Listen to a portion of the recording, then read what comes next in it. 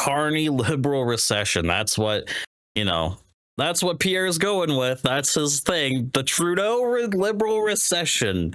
Now it's the Carney liberal recession. How unique. Anyway, before we get into X, let's just talk about some things first. Because let's dive into X. Because Trump had some things to say. Trump, when we enter a recession, comes out with a big old tweet and says, 51st state, baby. Come on. 51st state. Let's go. Not that but it's always fun. It is fun to see the nationalism of Canadians getting all like, oh, fuck Trump. You bastard.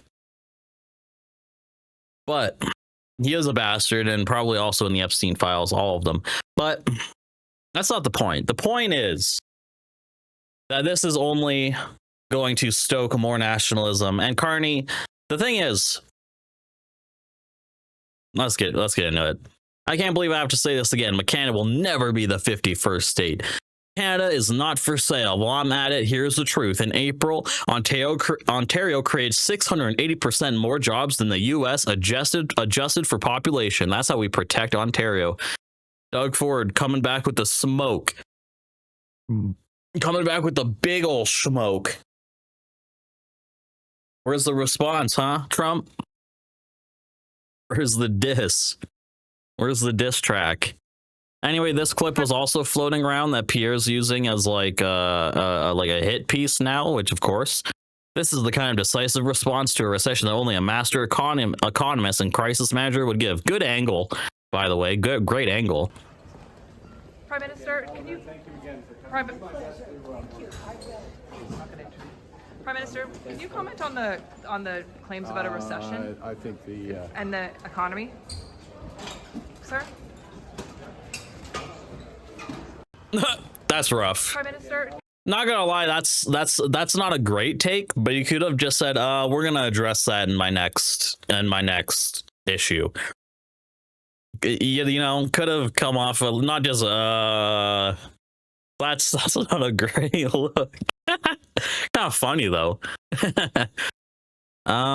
Anyway, let's get into the power in politics, because that's the reaction video we're gonna go to, because they got a bunch of people talking about the technical recession. And let's be honest, people, here's the truth about the goddamn technical recession. Here is the technical truth. You ready for it? And that is that there's always a recession. It's planned in. It's called the business cycle, man. It's called boom and bust. It always happens. It's part of capitalism. Capitalism needs crisis to happen so that it can rebuild a profitable period.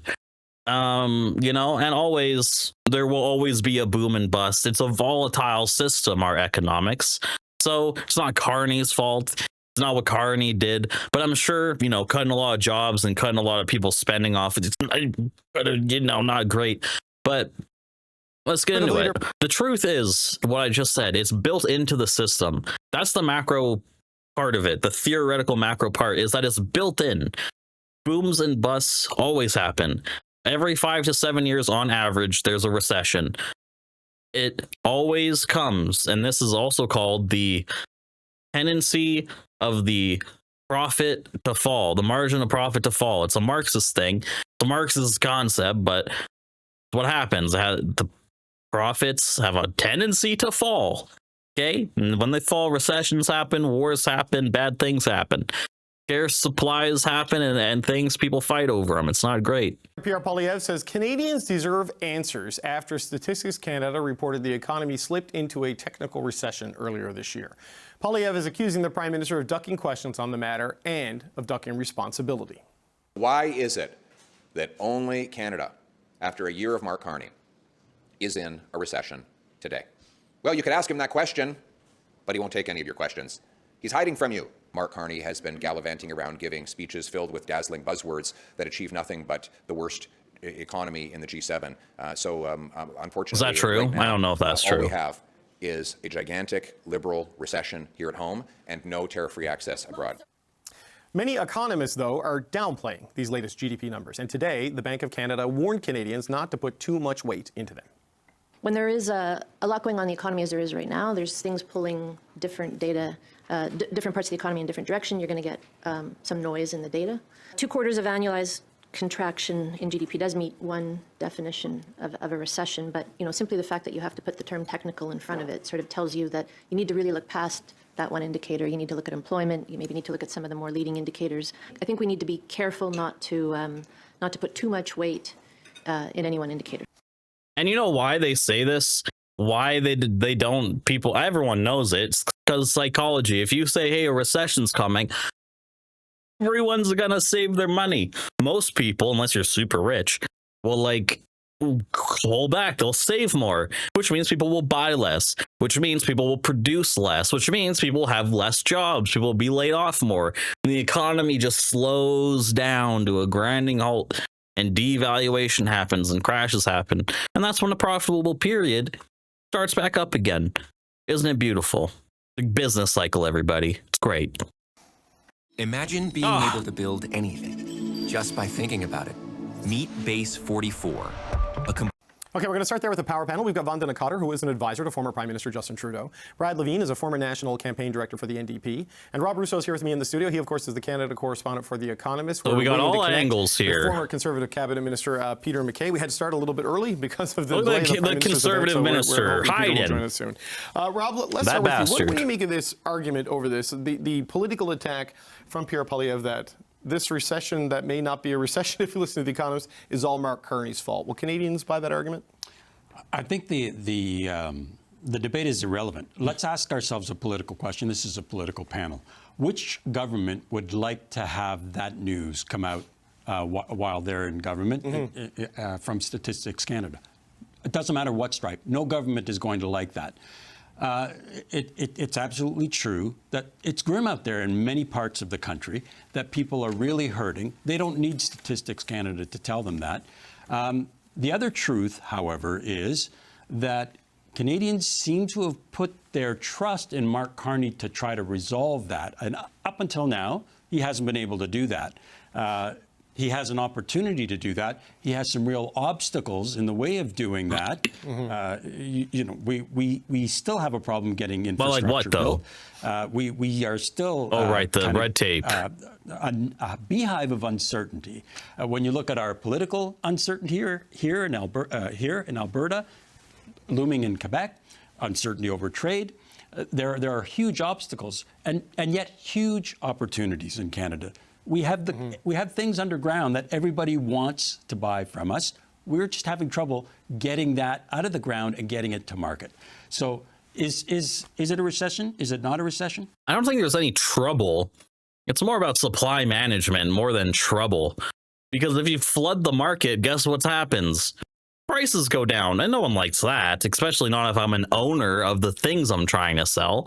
So I'm gonna manage it. I'm gonna supply chain manage, which technically means I'm gonna, supply chain manage. Hold the supply up enough so that I can profit enough. That's what it means. Irrelevant. It's bad news. And nobody should be able to run away from the fact that it's bad news. Are people hurting? They are. Do we have opportunities? Yes. Has the Prime Minister delivered yet on those opportunities? What is he supposed to do? Build a hospital overnight? To be determined. But Brad, on the central attack there, this is Mark Carney's fault. Will people buy that? Do people think that? I'm not Probably trying to not. say it in any way. I think it's too recent. It is at best stagnant and flat. But are people going to blame Mark Carney the way it's always stagnant, I think. I don't believe so. And I think that Poilievre is missing the larger picture. That is, I don't think that most Canadians would blame the NDP guy for the troubles that we're having. Now, yeah, what Poilievre should be doing guy. in opposition is attacking, the absence of a plan for things like jobs. So, to pick up on Rob's points about facts, whether or not the economy in the second quarter went down by 0.1% is irrelevant to the people at home. I think that Rob's spot on because they've already been suffering. If you take a look at something that you can't debate, and that's the unemployment number. We have a 6.9% national unemployment rate. We lost 18,000 jobs in the month of April, most of them in manufacturing and wholesale retail. These are predominantly full-time jobs, particularly hitting young people, 18 to 24. We've got an unemployment rate in the province of Ontario, 7.5%. See, now these are all great things for an NDP, pro-job, pro-labor person to say. The absence of what an NDP leader should be saying is the nationalization of industry, getting people to work, getting people wages, getting people good benefits, there's work and there's work to do and jobs to be done, and that's not happening under this private sector. Also, what he should be advocating for is saying, if you're an NDP person, pro-labor person, you should recognize that capitalism relies on a fathom of people to be unemployed, to drive down wages. Like, that is the absence of what the Labour Party, the NDP party, has in Canada. These are real numbers. These are the numbers that I think that neighbors and communities actually feel. It's not the economists' numbers of what a technical recession is. Those people wouldn't benefit if it went up by 0.1%, whether it went down 0.1%. They don't care. They want work, they want jobs, and they want to know the plan is. The attack that the opposition should be going after, instead of it's all Mark Carney's fault, which is, I don't think, believable, because Carney has better numbers. More people have faith in Carney to turn the economy around than Poilievre or any of the other opposition leaders. It should be that his plan isn't working. Where are the jobs, Mr. Carney?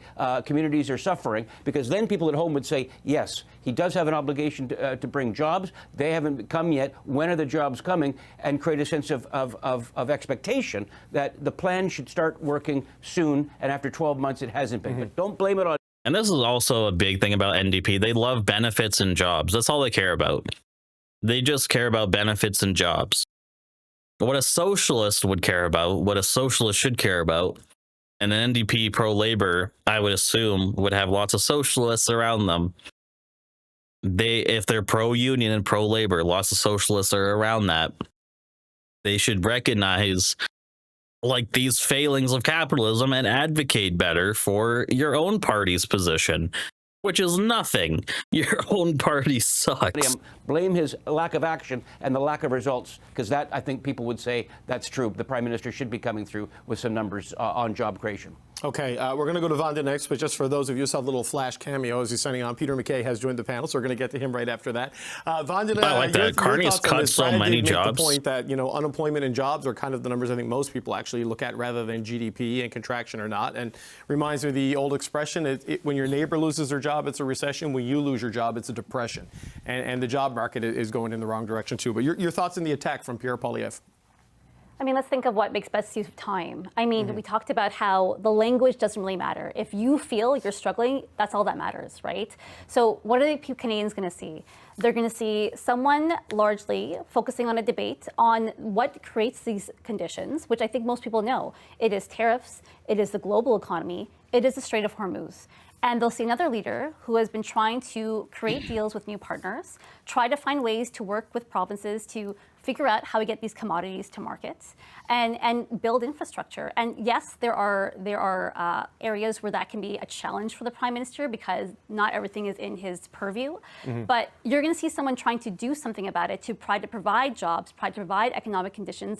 And I think largely, given that Mark Carney, you can argue, is an economist, people feel faith in that. They feel like, oh, he's doing the right things. And they don't put their finger on exactly what it is, but they feel like he's doing the right things to make sure our economy doesn't go down there, that we do build jobs, not just for today, for the future. So tactics-wise, is it the wisest thing? Also, the thing about jobs in the future is that they're always going away because of constant increases in machinery, constant capital, constantly AI upgrading. Like, these also depress wages very much. They make workers much more productive, much more useful, but ultimately they still don't get paid enough, and their jobs are going to be replaced. So the unemployment pool just grows larger.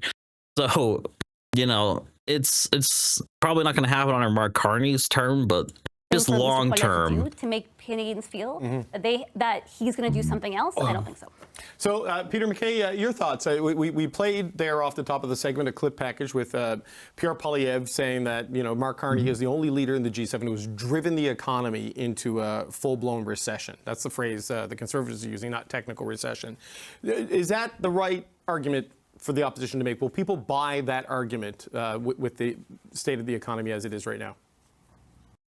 At The Brookfield thing is, Residential, what you got to we do, where is the indicators? Put up some indicators, please.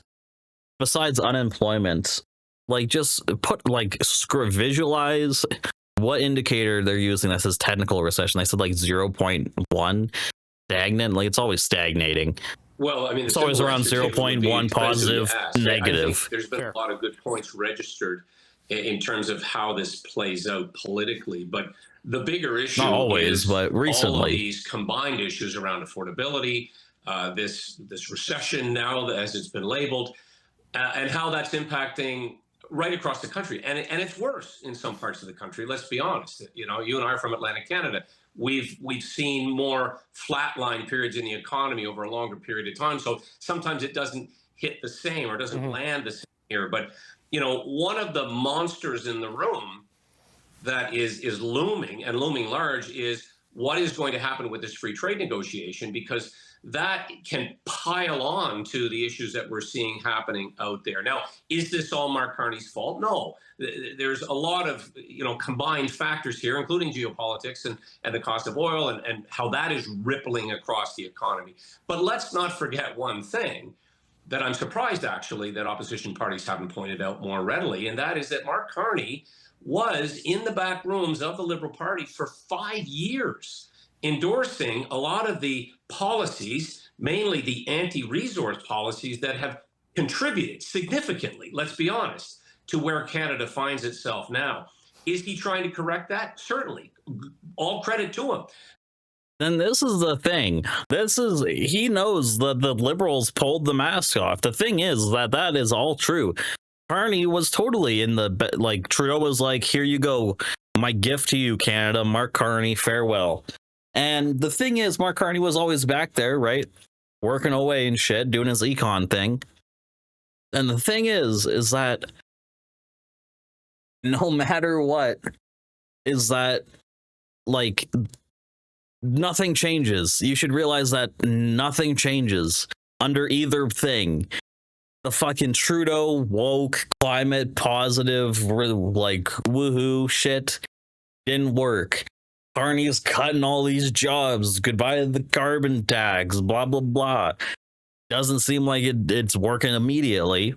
But of course, when recessions go down, they tend to go back up, and then Carney will be praised for how much good he did with the economy. So this is kind of good for Carney in a way that it's happening early. If a recession is happening early. And then he can maybe ride out the benefits of the restart period. Fucking when his re-election or whatever the fuck. But that was not his position when he was in the back rooms of the Liberal Party, giving policy advice around the environment, giving policy advice, presumably financial advice, given his economic credentials. And so there is an element of that does stick to him, that he has to wear. He's changing that, and hence some of the pushback from within his own party. He's trying to get us more in the game on resources, on defense. But that is a more believable narrative, in my view, than saying this is all Mark Carney's fault. I think there are some facts here that can be presented that do leave a certain vulnerability. But that's the thing. It's like, that's just capitalism. Trudeau represented the woke side of woke liberal capitalism, and now Carney represents this weird neo-liberal right-wing adjacent to, like, financial conservative shit, fiscal finance and common sense finance, shit like that. Under either system, you're left with capitalism, and it's shit. It has recessions every 5 to 7 years. It has crises all the time. For the Prime Minister. Rob, I wonder, in pursuing these lines of attack... I think I got bit by a mosquito, man. As an opposition, not to look gleeful at bad economic news, right? Like, you have to calibrate your criticism of the government without looking like you are being very self-serving in misery, right? You have to watch that. How do you think the Conservatives are doing on their calibration there?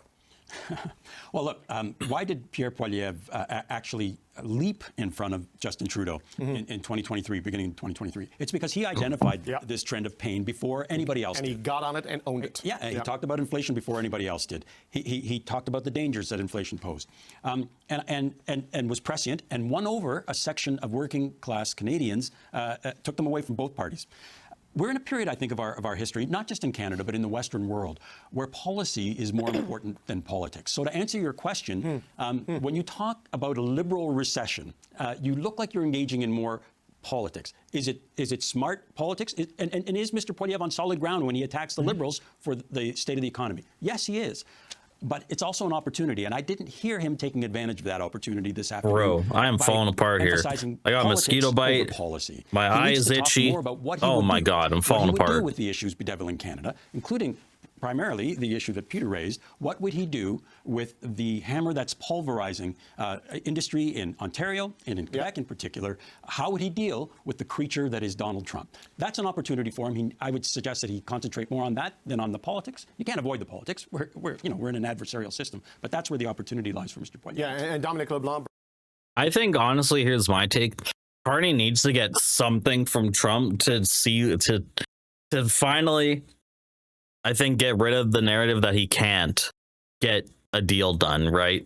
Because it's been a year-ish and there's no free trade still. And the thing is, America is just going to want to squeeze Canada, squeeze even more. So it's going to be hard to flip that. List of irritants, it's like Festivus Day for NAFTA, it's a list of grievances that got put in. But in talking about the state of the economy purely like on the math, every new economic report that comes out from a major bank is kind of downplaying this, right? So people might be confused with headlines of a technical recession. You've got people like Derek Holt at Scotiabank calling it a wimp session. He said, in the annals of recession talk, there lie meaningful downturns. This one, he says, would be among the wimpiest recessions on record if we were to call it one. A wimp session. I don't know if that's the details on that stuff matter in the broader thing. For a political argument. I mean, does the data play a role in this, or is it just how people feel and how that is epitomized in the language of the politicians? See this scratch? All those. I mean, what are the banks going to do? The banks hold all the portfolios, all this money, all this stuff. What are they going to do? Yep, recession's coming. Everyone panic and crash it even more. It's certainly not going to hurt the Prime Minister when the banks are providing a bit of shade for you to say, the numbers don't look good, but please, they're not as bad as they could be. That's not bad for an incumbent Prime Minister. I'm sure any Prime Minister would love the banks to come out and say this is not as bad as it could be.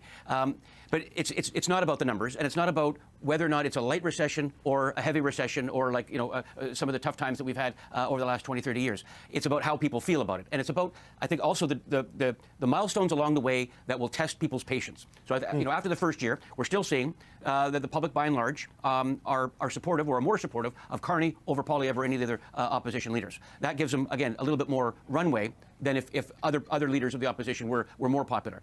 Then the question is, what are the milestones? So we've got the Kuzma deadlines approaching. We're going to have other milestones. We've got the midterms later in the fall to check to see how that will affect the White House or Congress's response to what Trump has been doing to this country over the last 13, 14 months. I think a lot of people are going to be standing by. But it's how long people are patient for, right? So right now, 12 months in, Poilievre blames Carney for all the things that are going wrong in this country. I don't think that's where the public mood is. I don't think that he is beyond criticism, though, of strong opposition critics. Speaking of, where is my man here? Let's see what this my own like Pierre had to say. Let's bring Pierre in to the conversation. Let's bring in Pierre. Pierre, come on down. France is facing tariffs and global economic uncertainty. France is not in a recession. The United Kingdom is facing tariffs and the global energy price increase, and the United Kingdom is not in recession. Germany and Italy are facing global economic effects and tariffs. They're not in recession. Japan is facing tariffs and the global economic economy. Japan is not in recession. The United States is obviously facing tariffs and global economic factors like high energy prices, and the United States is not in recession. So why is it that only Canada, after a year of Mark Carney, is in a recession? What have you done? Well, you could ask him that question. You know what is hilarious about this, too, is that Carney's done everything that Pierre's ever dreamed of. He cut the carbon tax. He's investing in military. He's investing in border security. He's investing in the RCMP. He's investing in gun manufacturing. And this comes out and Pierre's like, you suck. It's just like, I don't know. It's like, come on, man. But he won't take any of your questions. He's hiding from you. It He's was hiding. Friday morning that we learned that Canada's economy was the only one in a recession. He left for the weekend. And what has Mark Carney done since? He said goodbye, Canadians. Oh, yes, he let you in for 30 seconds to have a little picture of him with the Chinese foreign minister. Then he hid for the rest of the weekend. Today, he's going to let you show up and take a picture of him wearing a hard hat and carrying a hammer around pretending he's a carpenter. Well, you do the same thing. But he won't have time to take questions on You do how he the created the same only shit. recession in the It's G7. like McDonald's Question period. Trump going to Where McDonald's. normally prime ministers go to answer, especially in a moment of crisis, when the economy has fallen into the only recession in the G7. You'd expect him to be there, to be accountable, to show his incredible economic brilliance, but he's not showing up for question period either. While Canadians are starving, losing their jobs, and missing mortgage payments, and Mark Carney has created the only G7 economy in a recession, he is hiding from accountability.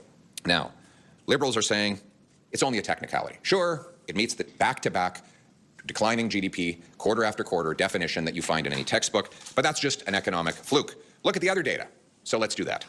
Let's start with jobs. In the first 3 months of this year alone, under Mark Carney, Canada's lost 112,000 jobs. There are 45,000 more unemployed Canadians than there were when Mark. Isn't that also something fucking this guy wanted to do? He also he also was like, yeah, let's cut government jobs. He's done so much of that.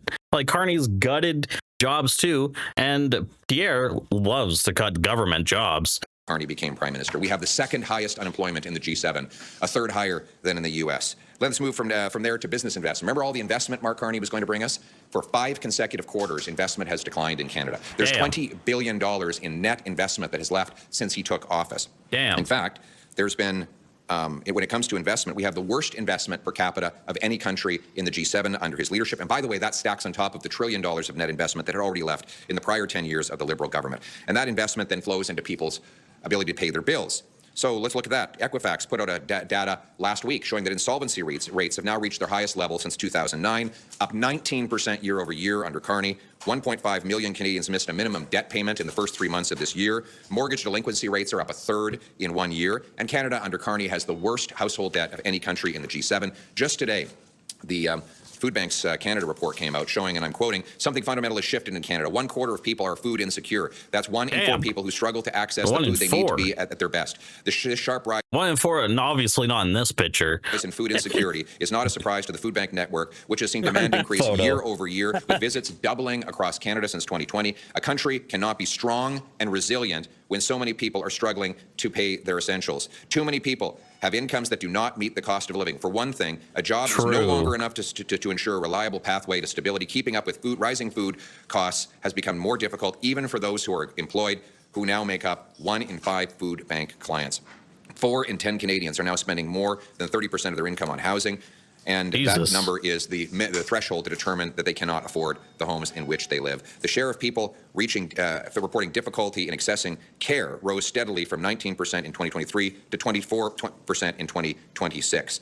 So Mr. Carney says we're not in a real recession. He sent out his Liberal commentators and economists to say it's just a technicality. Mr. Carney, I have a question for you, and I hope that you'll have the courage to actually look Canadians in the eyes today and be accountable for your recession. Damn, she's loving this right here. Who has to turn back items at the grocery checkout because she can't afford to pay for them. Are you going to tell her that her hunger is just a technicality? Are you going to say to the man who goes home to his kids in Windsor tonight to say that he's lost his job and they're going to have to sell the home? That's only technical. Are you going to tell that young couple that work every day but still can't move out of that 400 square foot apartment that their inability to own a home is just technical? Or are you going to own up for the recession that you created? You know what? Get into the House of Commons and do your job to reverse the Liberal policies. That's a great, angle. Great angle, because it's like people are not numbers, right? And that hits hard because like you cannot treat Canadians as a single number. These people are struggling, which is great.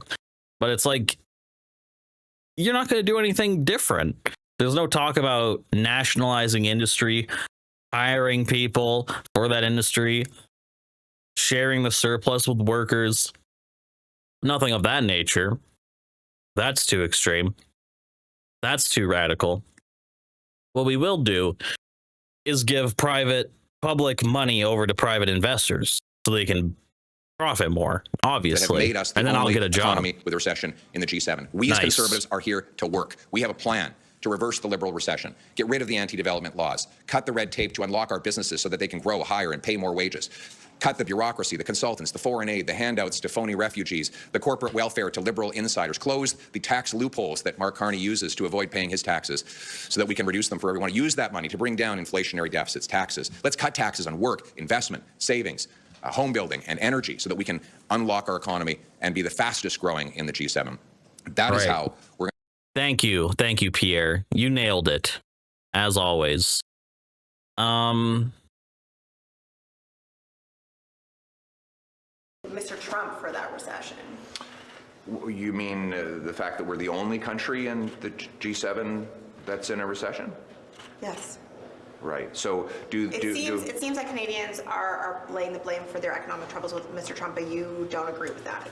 Well, maybe you are. Maybe you are protecting Mr. Carney from his economic record. But here's the reality. Mr. Trump's policies are affecting all G7 countries, and none of them are in recession. Mexico shares a border with the United States. Mexico is not in recession. Only Canada. Is that true? Just no one's in a recession. No one's in economic struggle anywhere else. Policies is in a just recession. Canada. France is not in a recession. UK is not in a recession. Germany's not in a recession. Italy's not. But in he a won't recession. disrespect Trump. Notice that he won't be like, "Yeah, Trump's fucking up the world" or whatever. Countries He's like, "Yeah, Trump's doing his thing," but everyone else is still, facing that. So it seems that the other countries, despite Mr. Trump's unfair tariffs, have been able to craft policies to avoid recession. It's only here under Mark Carney's policies that we find ourselves in a recession. Carney's brilliant. We'll be okay.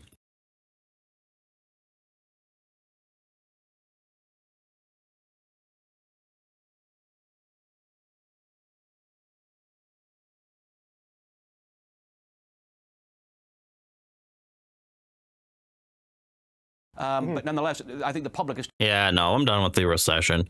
Recession, it always happens. If you made it through the video, like and subscribe. You're a goat.